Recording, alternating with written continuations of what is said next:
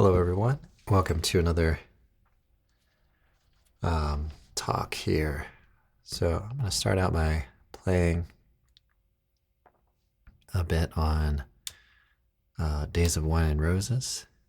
And so this is a little bit of a backing track I've been working on, and some kind of an organ trio sort of sound. So I'll have a little bit of a ballad. I'm going to try to cover a few tunes today. So but we'll start with this one.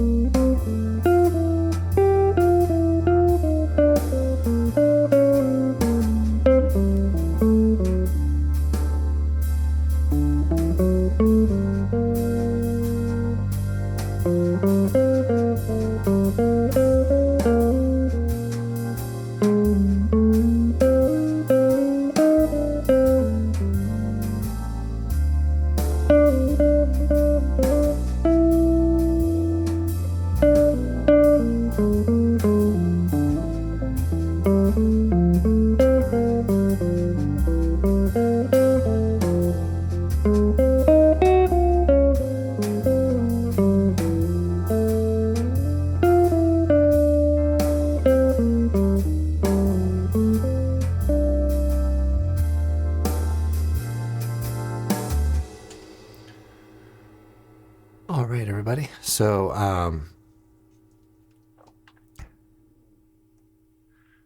so there's a little bit of Days of Wine and Roses, and yeah, so working towards putting together a video on that one here, hopefully midweek or later this week.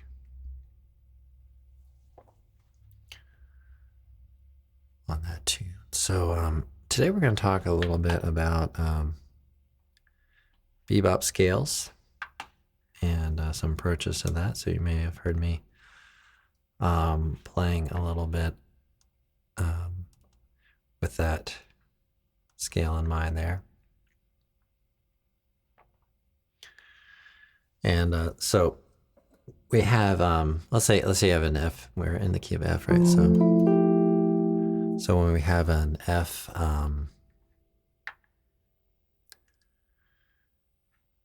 major, let's say F major scale, okay, we might play, okay,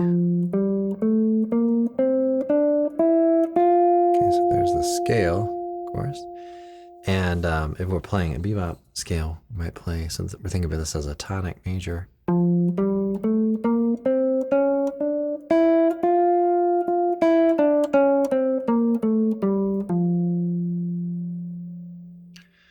okay, so there we're basically adding a note, okay, and what that kind of does for us is it gives us certain notes on the strong beats. I'm going to reference a little bit here of a book by Jerry Bergonzi called Jazz Line. It's called The Jazz Line or Jazz Lines, something like that. It's volume 3 of his improvisation series. So this is chapter 7 in that book, if you happen to have it or are interested. So it says, so far we have discussed starting the bebop scales on 1, 3, 5, and 6. So why is that important? So 1, 3, 5, and 6. Okay, so if we have this scale, say 1, and we choose the 1, 3, 5, and 6, those tend to be the most consonant, you might say consonant sounds on that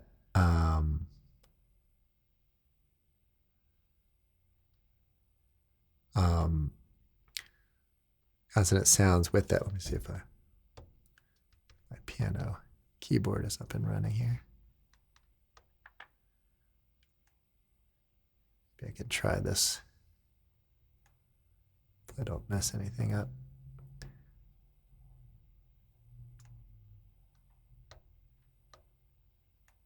There we go, okay. Use the organ sound a little bit. Let's go up an octave here. So we have this F major 7, right? The 7 is actually pretty dissonant, and it's also a half step away, right, from the root note, right? So as far as a consonant sort of tone, the 6, right, could be used. So you say, okay, we have this sound. So I have a 6, so 1, 3, 5, 6. Now the math kind of works out, right? Because if you create the scale around that, 1, 3, 4, 6, 1, right? So that's where you get some stepwise motion. See if we can get that sustaining there. So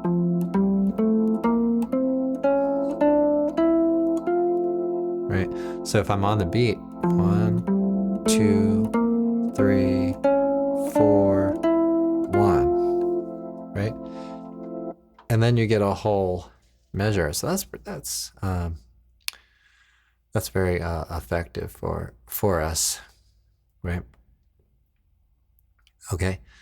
So the way I generally just sort of think of this just as a shorthand to kind of go through all these scales is if it's a tonic type chord, then see if you can bridge that gap between the 6 and the 5th, right? So if it's, let's say we're in the relative minor here. Okay, so we have, let's say,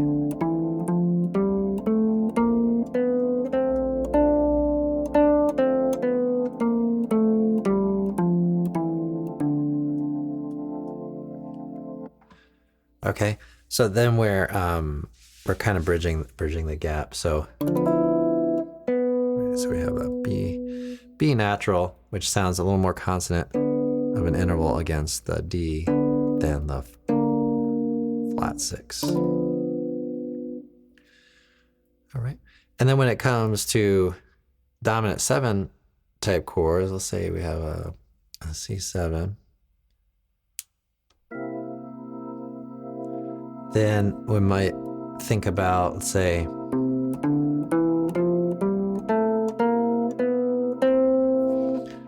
the bridging the distance between the root and the flat 7. And the same thing can go for predominant chords like say G minor. Okay,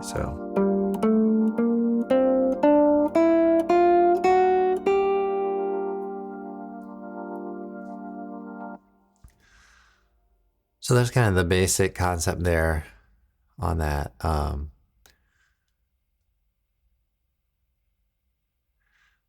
So we're taking a note, adding it to it. So now you can also have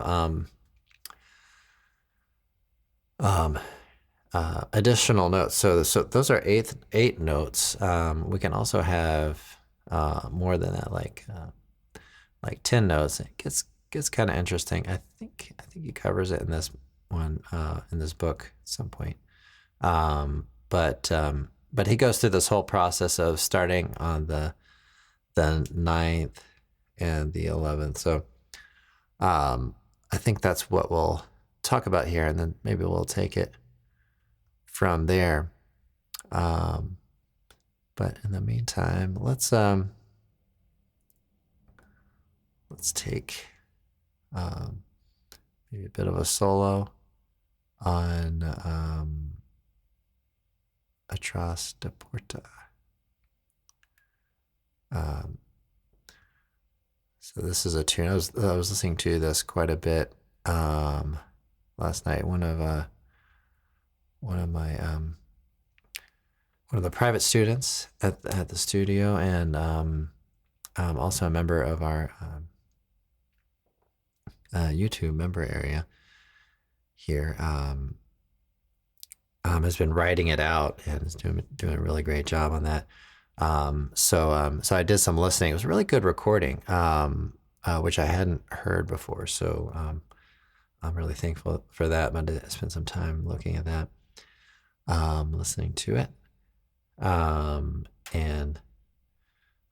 taking an opportunity to write on some of the extensions and ideas there. But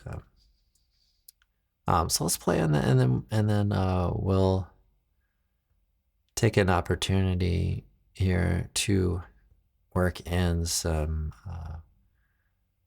of the scales that we're talking about. And again, we're kind of thinking somewhat conceptually here.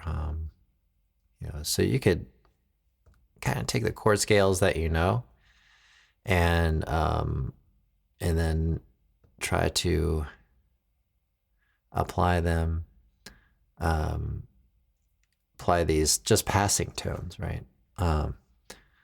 But these things really do serve a really important purpose for us, to create smooth lines that are connecting from one chord to another, let's say, and also for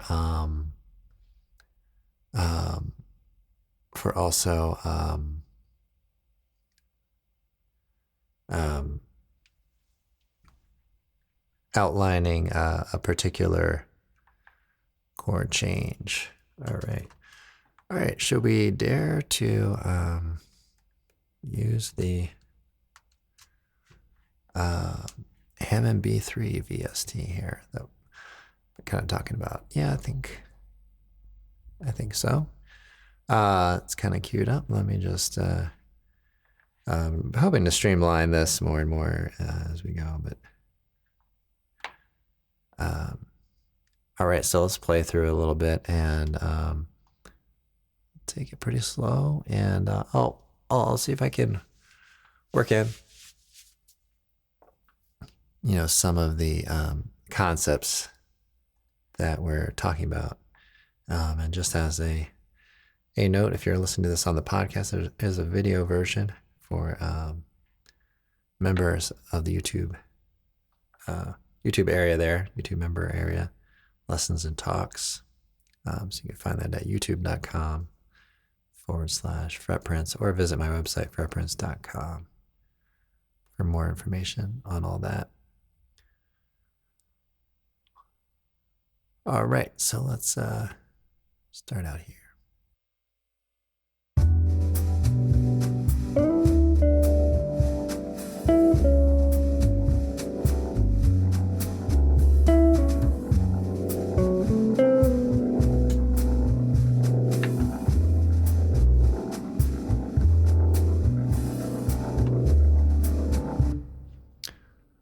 So I'm thinking that's getting a little too muddy there.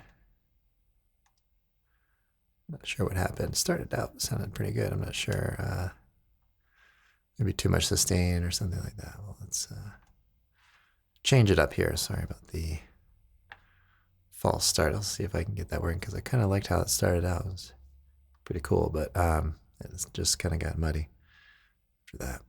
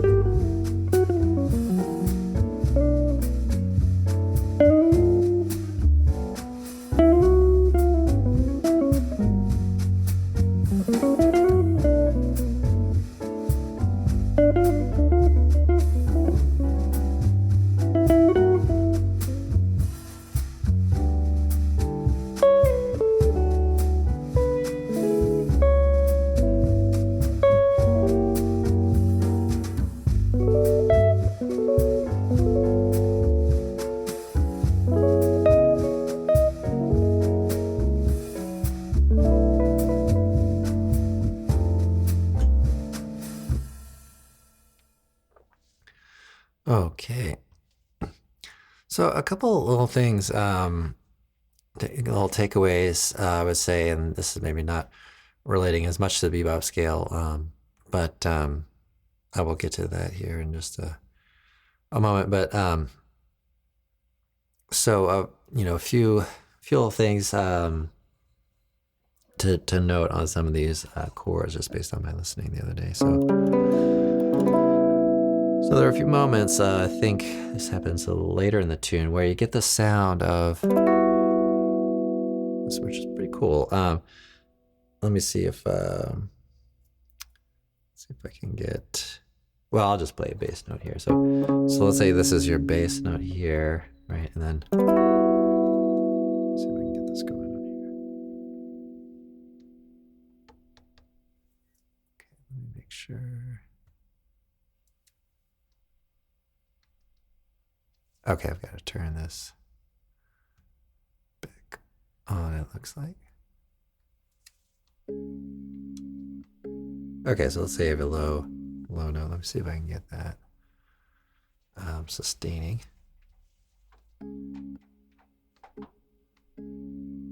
There you go. Okay, it's interesting because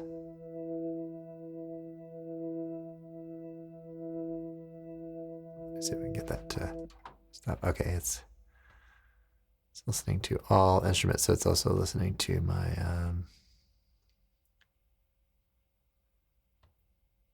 other input there. I'm not sure how that happened, but anyway. Okay, so we get this kind of sound, and if you're on your own guitar, you can play this C sharp down here. So we get a 4 or the 11. I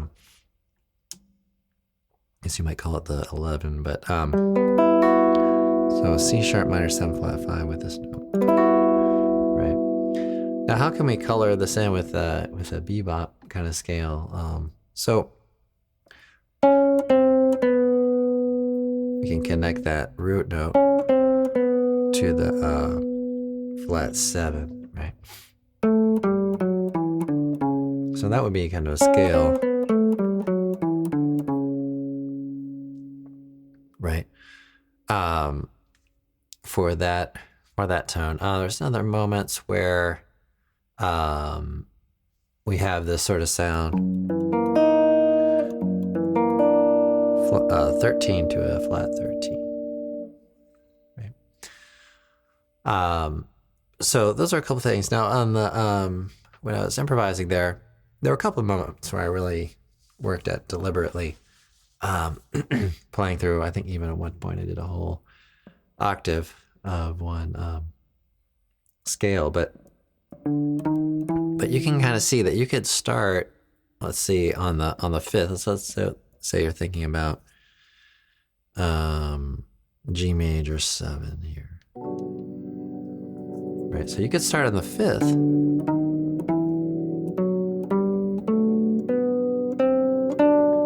And think about that, right? Or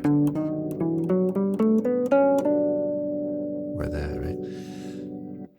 But oftentimes you're going to take, and this is with the approach that I took, and I didn't use bebop scales exclusively, but you're going to take maybe 4 notes out of a given bebop scale and kind of work with it from there.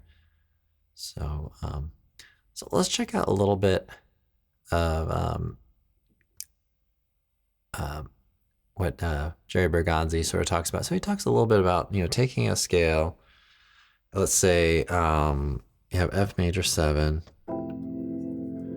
and starting on the 9th. Okay, so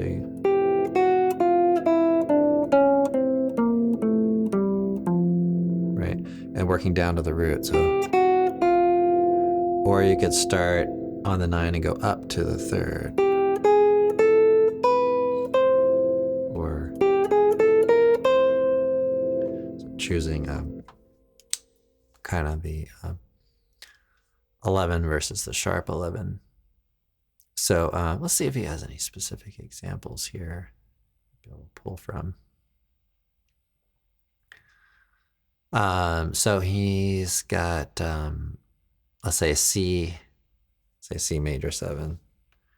Or maybe I should just try to kind of transpose it. That's basically what I just did. Right, so yeah, so that's basically what I just did in that key, but in a different key. So we'll say F. Okay, so just to reiterate there. So you're starting on the 9, go down to the root, and then continue on with the F bebop scale. Right, something like that.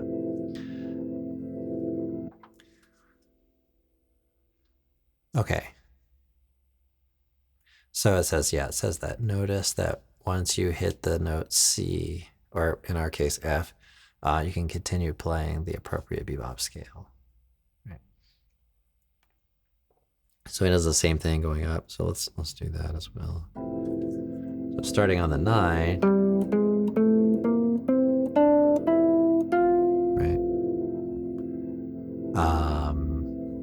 That's kind of the idea on that. So starting on the 9 and just kind of moving, so you could apply that to dominant chords,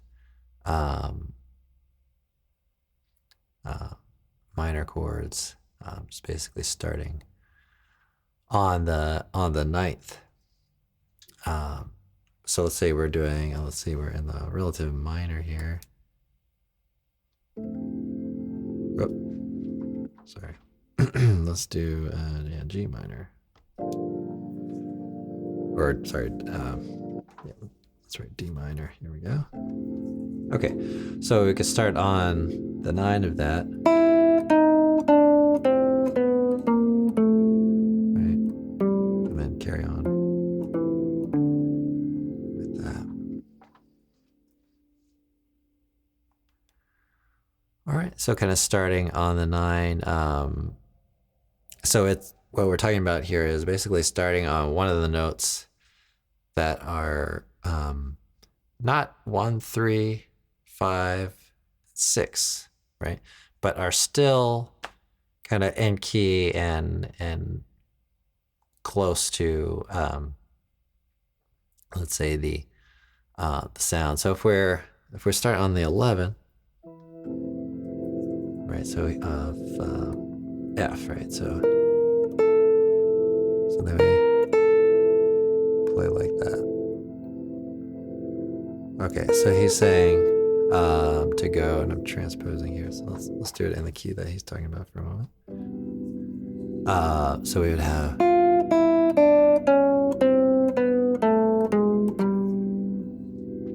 Okay, so let's go back to F since we're in the kind of in that key, or we've been talking about that key a little bit with Days of Wine and Roses. So we have he's saying start on the 4,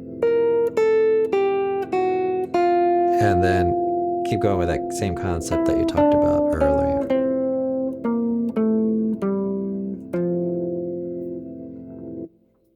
Okay, so we're starting on the 11, which is going to be a dissonance on the major 7 and dominant 7, not so much on minor.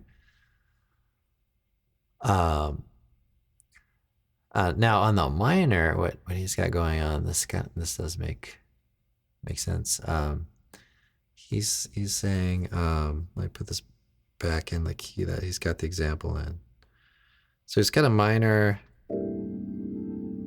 chord here, and he's saying start on the 11 and then do a chromatic tone down to the flat third of that chord.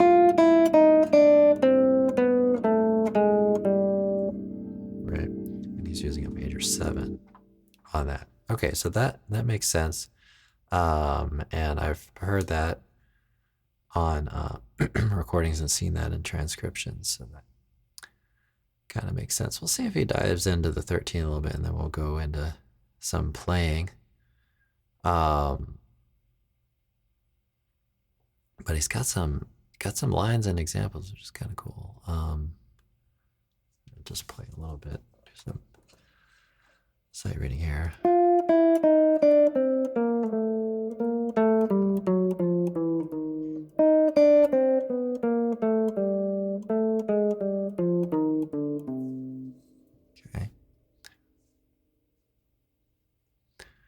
Okay, he does talk a little bit about the 13. The 13 or the 6 is already a starting note in the major and tonic minor chords, right? Okay, that makes sense, of course. So the following examples spell out scales starting on the 13th for those remaining chord types. So he's saying maybe apply this more towards dominant type chords or predominant type chords. So he's got some examples. Let's say G7. All right, so he's saying, okay, so you're gonna kind of end up on the flat 7 there. Okay, so just kind of connecting those lines. Now I was saying when you have a flat 13, then you're gonna play. Okay, so where's our chromatic tone? Is between flat 5.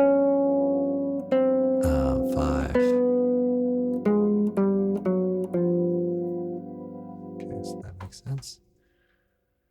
And he's saying on predominant chords, let's say a G minor, kind of back in our key here. So we have.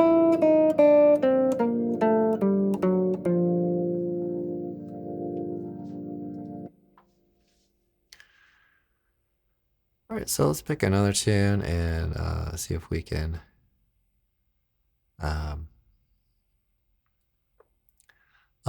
make use of that. So let's go over to and I think I know what the issue is with the organ. I need a different style of playing on it, so that it or maybe just have it a little kind of choppier, or shorter, or less sustain on the sound. But all right, so let's take a little bit of solo on this. We'll go get our tempo up a little bit, but I want to be able to illustrate during the solo some of the concepts that we're talking about here. So so I'm gonna kind of mute that, and So I'll have to do some more experimenting with that because I can imagine that we'll be able to change some of that, make it a little more or a little shorter kind of tones. But let's see. All right, so we'll play a little bit on Days of Wine and Roses.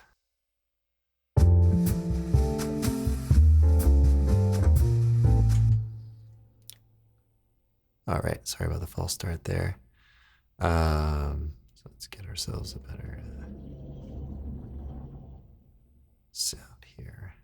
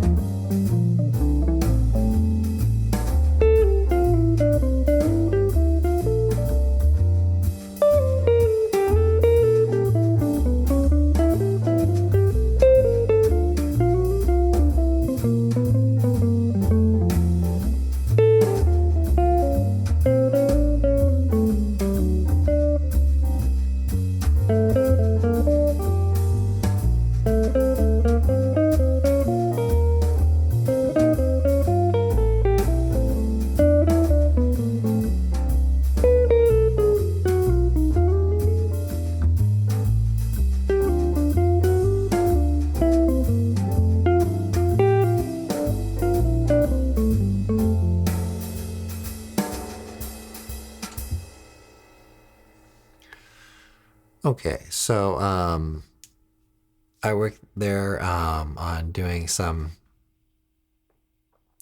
starting notes on the 4, on the 9. Hopefully you notice some of the connection between the root and the flat 7 on the dominant 7th chords, right, and the predominant chords.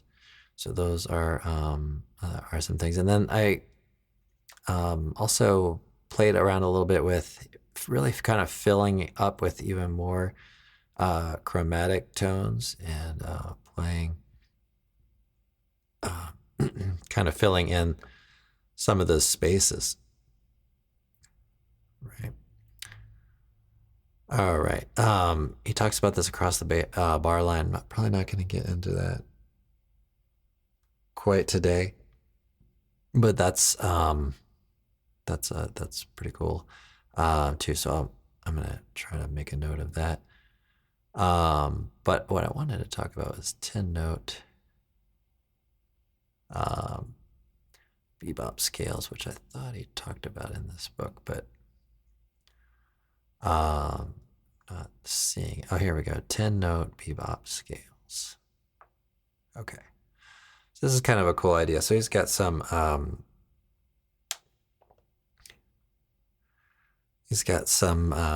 some chords up here. So he's got a chord, let's say C. I think I turned that off. There we go. Let's get that ringing. So okay, so it's got C, and he's saying, play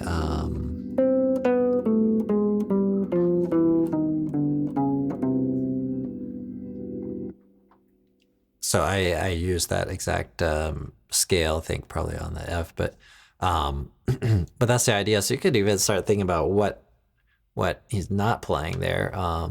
So 10 notes out of 12. So see, we've got a whole step between the B and the A, and then we've got a whole step between the G and the F, right? So on major 7, that's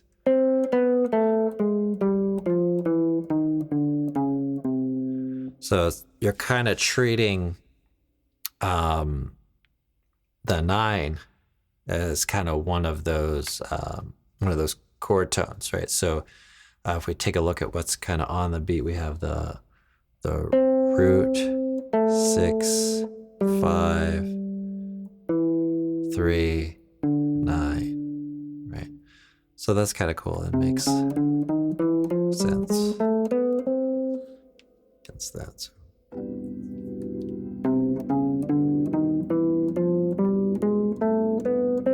Right, so if you count this out, 1 2 3 4 1 2. Okay. Then he talks a little about actually it goes through all the chords in a given key of C. So maybe we'll talk a little bit more about that on another date. Maybe we'll talk about it tomorrow. Let me know what you think would like there for that. So I'm gonna wrap up here in a few minutes. But so let's play a little more. Let's work on blues tune, which we haven't talked a whole lot about. So this is Blues for Alice. I want to include a blues, I think, each month. And so let's say maybe a Latin and a blues and a swing tune.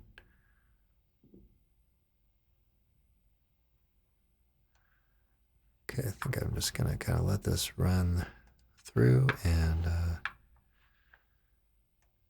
stick with what we've got here.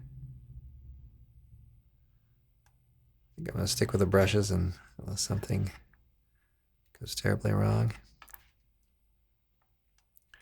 And I'm gonna play this, I think, a little slower than I have in the past, just to maybe try to work in some illustrations of what we've been talking about.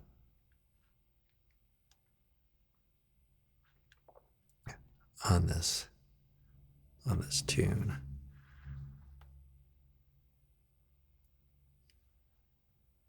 And let me make sure we don't have any surprises here. Actually, I do have kind of an organ sound in the kind of on the device here. That might be kind of cool to work at.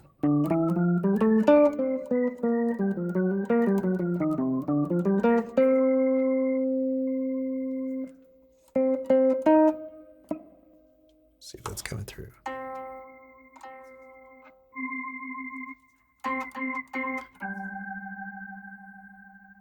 That might be kind of cool. I'll experiment with that a little bit.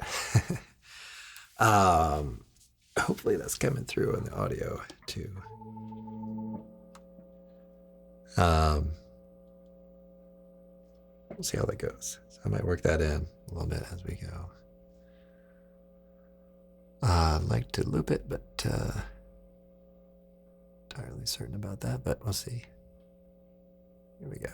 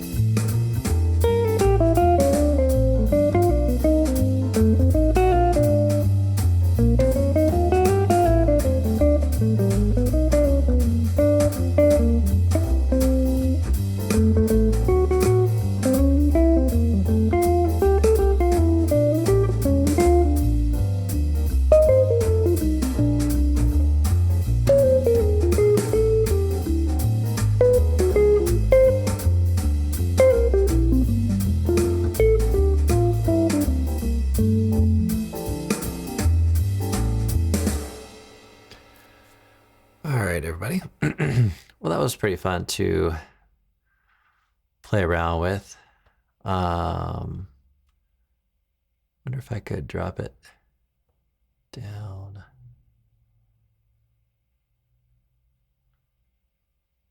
a little bit.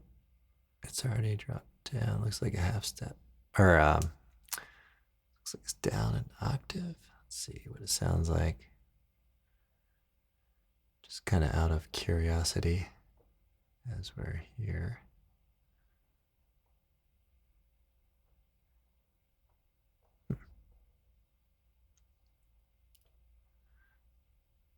See what this sounds like here.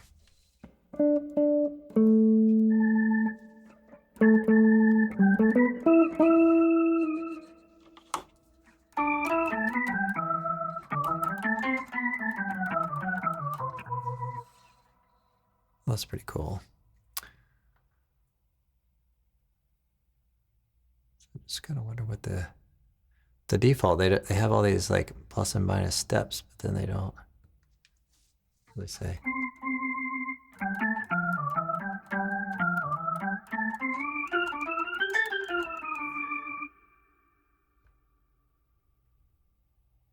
See what this sounds like again.